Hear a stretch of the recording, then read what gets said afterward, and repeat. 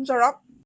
Hi mga kalotis! Alam nyo ba kung nasaan ako ngayon? At kung hindi pa, tara, samahan niyo ako. Andito lang naman tayo sa Carriedo dahil may nabalitaan akong pinakamasarap na palabukan dito sa tabi ng Quinta Market. Tara, hanapin natin. So yun na nga, andito na ako sa Quinta Market. Naku mga kalotis, talagang excited na akong tikman ang palabok na ito. At alam nyo ba mga kalotis, na ang palabukan na ito ay tinuturing na legendary na palabukan dito sa Quiapo since 1940. At ito lang naman si Jolly Dadas Eatery dito sa Quiapo. Na talaga namang pinipilahan at pinagkakaguluhan ng mga tao dito. At pagdating ko nga dito, talaga namang dinudumog ang palabukan na ito. At napansin ko yung mga stickers dito na marami na rin kumain pala ng mga sikat na vlogger. Isa na rin si Iwik Mukbang. At gusto ko din sanang magdikit ang sticker dito pero naisip ko hindi pa pala ako sikat na vlogger. Charot. At bukod sa mura, kaya nila ito binabalik-balikan dahil marami itong sahog. So ito na nga yung aking palabok mga kalotis. Tinake out ko na pala ito dahil sa sobrang daming kumakain at wala na akong mapwestuhan. At ang presyo pala ng palabok nila dito ay 80 pesos pala ang... Ano pala ang... ano naging Batanggenya?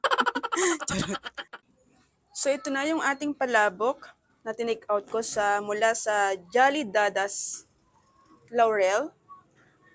Chicharon. Ayan, chicharon yan. Tapos meron siyang egg. Meron din siyang egg. Oh my God. Grabe yung sauce niya, oh. So ano pang hinihintay natin? Kumain na tayo.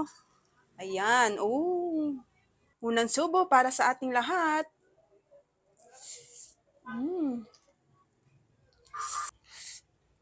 Mm. Mm. Ang sarap niya. Subo ulit tayo. Mm. Mm.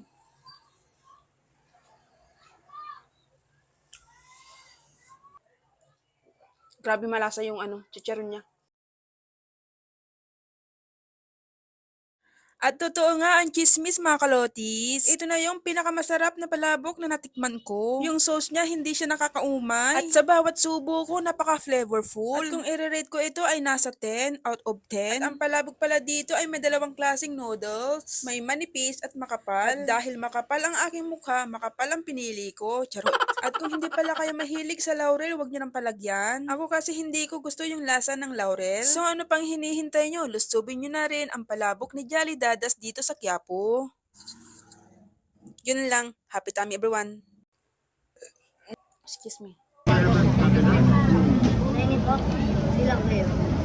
Jacket Gloria na. Masarap.